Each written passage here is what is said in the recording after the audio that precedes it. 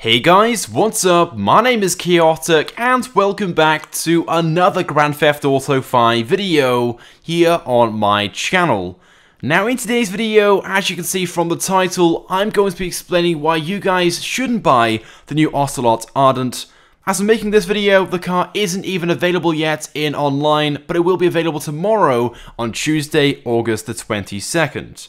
Now, it should be available to purchase around the usual time, which for me in the UK is 9:30 AM. If you guys aren't too sure what time it is for your time zone, just go and Google the difference. But honestly guys, this car is not worth buying. There are quite a few things worth knowing about it first, which I will be going through in this video, but personally, I would recommend avoiding it completely.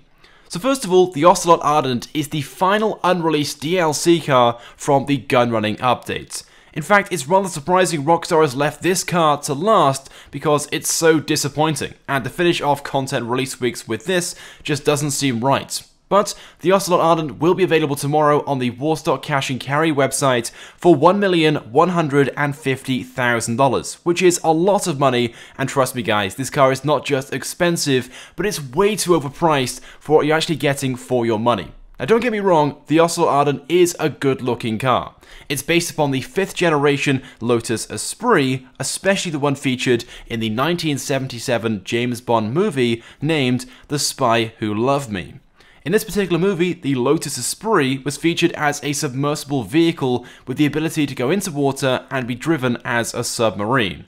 Now, I'm sure you guys have heard about this over the past few weeks. There have been loads of different rumors and suggestions that this car might be a submarine as well, and when it was first found in the gunrunning update files, it was presumed to be a submersible, but unfortunately, the Ardent is not. It doesn't have the submersible special ability. In fact, the car has nothing at all special about it.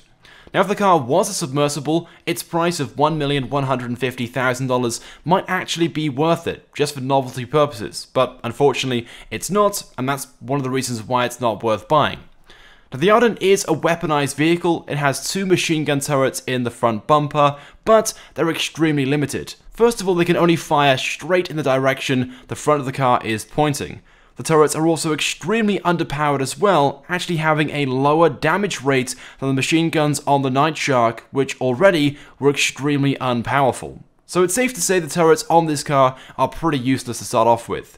In fact, your personal weapons are probably more powerful and are far less limiting with the ability to shoot in any direction you aim, but unfortunately, the driver of this vehicle cannot use their personal weapons. The only weapon you can use are the turrets in the front bumper, just making this car even more useless, especially in the situation where you're being attacked by enemies. Now, the Ardent is fairly customizable with the ability of being customized at any custom shop, not just your mobile operation center like most other vehicles from the gunrunning update.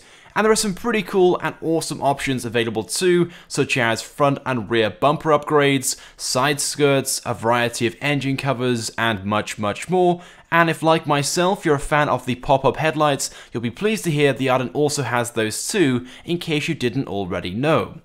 Now, the Ardent doesn't have any upgradable options requiring research at your underground bunker. I'm not sure whether you consider this to be positive or negative. I guess on one hand, it makes it easier and cheaper to customize the car, but it also means this car doesn't have any cool upgrades giving it special abilities, armored plating, or improved weapons. All of which this vehicle ideally needs. Like I said previously, the Ardent doesn't have any special abilities, the machine gun turrets are extremely underpowered, and the car isn't even slightly armored. In fact, it has regular standard glass windows, and there's no armor plating at all. So players in the car can easily be shot and killed, and a single sticky bomb blows the car up. And it's not like the Ardent's lack of abilities is made up by its speed, because the car isn't particularly fast either, with a top speed of 92 miles an hour in-game. So realistically then, unless you guys really like this car for its classic appearance and the novelty, and you have plenty of money in-game, it is not worth buying.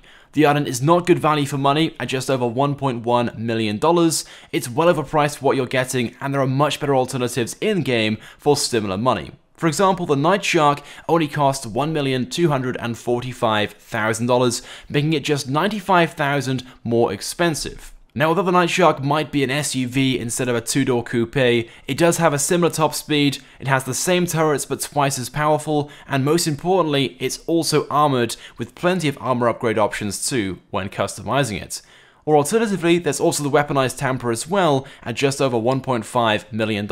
This also has plenty of customization, it has armor upgrades, and you can also upgrade the turret as well, giving it much better options. Plus, this car also has a similar top speed as well. So then, although the Ocelot Ardent is the final vehicle from the gun running update, this car is not worth buying. I would recommend avoiding it. Do not buy this car unless of course you like classic style cars and you have plenty of money in game. Even then, if you do choose to buy one of these, you might drive it around a few times and possibly never use it again, like most vehicles in game. After all, there are also loads of rumors right now going around the community that another update is possibly just a few weeks away, so it's probably best to save your money and get ready for whatever's lined up next for GTA Online. With that being said, that's pretty much it then for this video. I of course want to get your thoughts and feelings on the Ocelot Ardent. Do you guys like this car or not? Will you be buying it or not? Of course, let me know by leaving a comment. It would also be greatly appreciated if you guys could drop a like on this video too, as it helps me out a lot. And if you haven't subscribed to my channel, then make sure you do, because I upload all the latest and the greatest Grand Theft Auto 5 content.